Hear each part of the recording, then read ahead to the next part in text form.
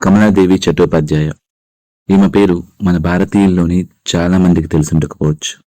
నిన్న మొన్నటి వరకు నాకు కూడా తెలియదు. కానీ ఈమె చరిత్ర విన్నాక ఇది అందరికీ చెప్పవలసిన చరిత్ర అనిపించింది.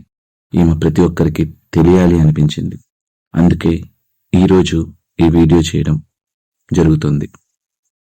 కమలాదేవి చట్టోపాధ్యాయ భారతీయ సామాజిక సంస్కర్త, స్వాతంత్ర సమరయోధురాలు. స్వాతంత్రం వచ్చిన తరువాత నశించిపోతున్న భారత హస్తకళలను, నాటక రంగాన్ని, జానపద కళలను మళ్లీ పునరుద్ధరించిన మహనీయురాలు.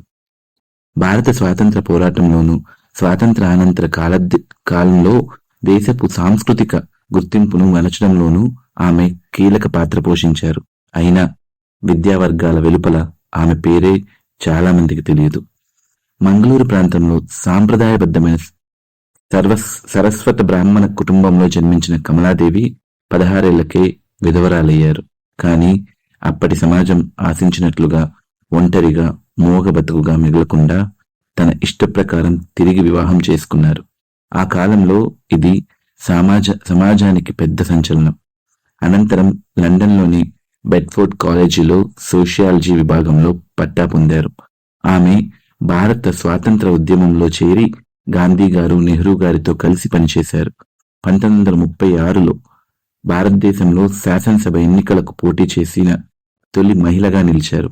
ఆ రోజుల్లో మహిళల రాజకీయ పాల్గొనే దాదాపు లేనట్టే ఉండేది. కానీ ఆమె పోరాటం కేవలం రాజకీయమే కాదు, అది సాంస్కృతిక యుద్ధం కూడా. బ్రిటిష్ పారిశ్రామీకరణ భారత హస్తకళను ఎంతగా నాశనం చేసిందో ఆమె స్వయంగా చూశారు. స్వాతంత్రం వచ్చిన తరువాత చాలా మంది ఆర్థిక వ్యవస్థ, పాలన పునర్నిర్మాణంపై దృష్టి పెట్టినప్పటికీ కమలాదేవి మాత్రం భారత ఆత్మను, అంటే కళలను, హస్తకళలను, జానపద సంగీతాన్ని, నాటక రంగాన్ని మళ్లీ బ్రతికించడంపై దృష్టి పెట్టారు.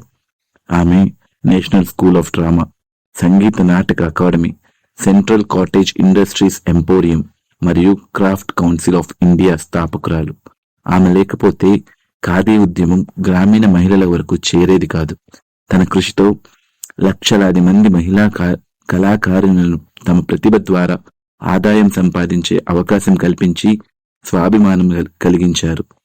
కమలాదేవి ఎప్పుడూ రాజకీయ అధికారాన్ని కోరుకోలేదు, ప్రజా గుర్తింపు కోసం ఆశపడను లేదు. ఆమె మౌనంగా, అభిరుచులతో